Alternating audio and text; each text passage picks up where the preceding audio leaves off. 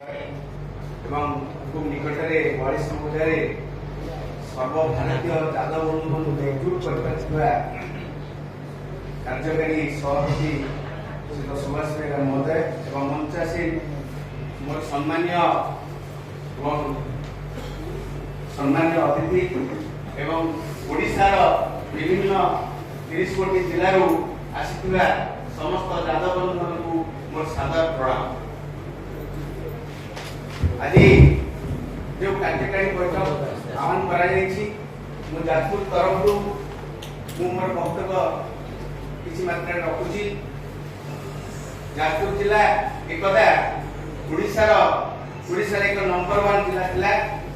ଖୁବ୍ ନିକଟରେ ଟିକେ ଶିଥିଳ କାର୍ଯ୍ୟକ୍ରମ ହେଇଥିବାରୁ ରାଜ୍ୟର କର୍ମକର୍ତ୍ତାଙ୍କର ବା ସଭାପତିଙ୍କ ହସ୍ତକ୍ଷେପ ଫଳରେ ଏ 1.5 ବର୍ଷ ହେଲା ଆମକୁ ଦାୟିତ୍ୱ ଦିଆଯାଇଛି, ସଂଗଠନିକ ଦାୟିତ୍ୱ ଦିଆଯାଇଛି।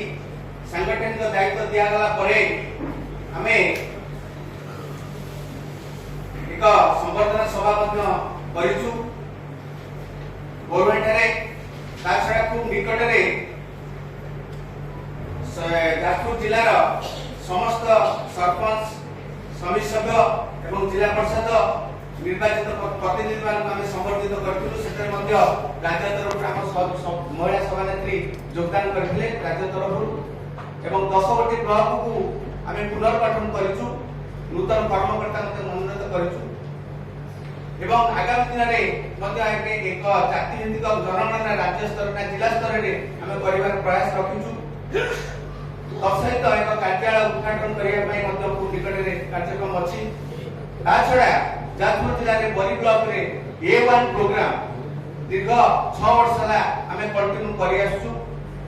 ଚଳିତ ବର୍ଷ ମଧ୍ୟ 140 ପିଲାଙ୍କୁ A1 ରେ ସାମିଲ କରି ସବୁ ବର୍ଗର ଲୋକଙ୍କୁ ବା ସବୁ ବର୍ଗର ପିଲାଙ୍କୁ ଆମେ ସମ୍ବର୍ଦ୍ଧିତ କରିବା ପାଇଁ ମଧ୍ୟ ଯୋଜନା ଖୁବ୍ ନିକଟରେ ରଖିଛୁ।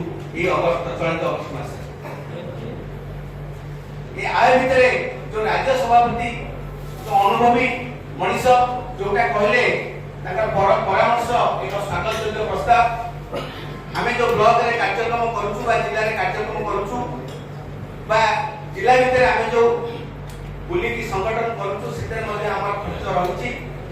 ଆମେ ମଧ୍ୟ କୋଉଠି କାହାର ବିବାହ ଉତ୍ସବରେ ଯୋଗଦାନ ହଉ, କାହାର ବିବାହ ଉତ୍ସବରେ ମଧ୍ୟ ଯୋଗଦାନ ହଉ, କାହାର ଘର ପୋଡ଼ି କିମ୍ବା ଆର୍ଥିକ ଦୁର୍ବଳତା ବା ମେଡିକାଲ କେସ୍ ହଉ ଆମେ ତାଙ୍କ ପାଖରେ ପହଞ୍ଚିକି କିଛି ମଧ୍ୟ ସହାୟତା ଯୋଗାଡ଼ କରିକି ଦଉଛୁ। ଆମେ ଯାହା ବି କରୁଛୁ ଆମେ ନିଜସ୍ୱ ଖର୍ଚ୍ଚରେ ତାହା କରୁଛୁ। ତଥାପି ତାଙ୍କର ଯୋଉ ପ୍ରସ୍ତାବ ଆମ ପାଇଁ ରହିଛି, ପରାମର୍ଶ ରହିଛି, ଆମ ଖର୍ଚ୍ଚ ବା ତୁଲାଇ ଆମେ ଯଥାସମ୍ଭବ ଆମେ ଜିଲ୍ଲାକୁ ଯାହାକି ସଂଗ୍ରହ କରିବୁ ଖୁବ୍ ନିକଟରେ ଆମେ ମଧ୍ୟ ରିସିପ୍ଟ ଛପେଇ ପ୍ରତି ବ୍ଲକକୁ ଆମେ ଦେଇଛୁ କଲେକ୍ସନ କରିବା ପାଇଁ। ପ୍ରାଥମିକ ସଦସ୍ୟତା ମଧ୍ୟ ଗ୍ରହଣ କରିବା ପାଇଁ ଆମେ ପ୍ରସ୍ତାବ ଦେଇଛୁ ସବୁ ବ୍ଲକକୁ। ଖୁବ୍ ନିକଟରେ ପ୍ରସ୍ତାବ ପ୍ରେସିଡେଣ୍ଟମାନଙ୍କୁ ଡାକିକି ଆମେ ଏକ ବୈଠକ କରିଥିଲୁ। ତାଙ୍କୁ ମଧ୍ୟ କହିଛୁ ଯେ ପ୍ରାଥମିକ ସଦସ୍ୟତା ଗ୍ରହଣ କରିବା ପାଇଁ ଏବଂ କିଛି ଅର୍ଥ ସଂଗଠନ ନହେଲେ ଆମେ ସଂଗଠନ ଆଗକୁ ବଢ଼ିପାରିବ ନାହିଁ। ପ୍ରତି କ୍ଷେତ୍ରରେ ଆମେ ବାଦ ଉଠେଇଲେ ପଇସାର ଖର୍ଚ୍ଚର ଆବଶ୍ୟକତା ଅଛି। ଆମେ ତାଙ୍କର ଯୋଉ ରାଜ୍ୟ ସଭାପତିଙ୍କ ଯୋଉ ପରାମର୍ଶ ତା ସ୍ୱାଗତଯୋଗ୍ୟ ଆମେ ଗ୍ରହଣ କରୁଛୁ ଏବଂ ତତ୍ସହିତ ଆମେ ଜିଲ୍ଲା ତରଫରୁ ଯଥାସମ୍ଭବ ଆମର ନିଜର ଖର୍ଚ୍ଚ କରି ନିଜର କାର୍ଯ୍ୟକ୍ରମ ତୁଲାଇ ଯାହା ଯଥାସମ୍ଭବ ଆମେ ନିଶ୍ଚିତ ତାଙ୍କୁ କିଛି ଅର୍ଥ ସହଯୋଗ କରିବୁ। ସେଇ ପ୍ରସ୍ତାବ ରାଜ୍ୟ ସଭାପତିଙ୍କ ନିକଟରେ ଆମେ ପ୍ରସ୍ତାବ ରଖୁ। ମୋର ବକ୍ତବ୍ୟ ଶେଷ କରୁଛି। ଜୟ ଯାଦବ, ଜୟ ମାଧବ। ସମସ୍ତଙ୍କୁ ଆଉ ଥରେ ସାଦର ପ୍ରଣାମ କରି ମୋର ବକ୍ତବ୍ୟ ଶେଷ।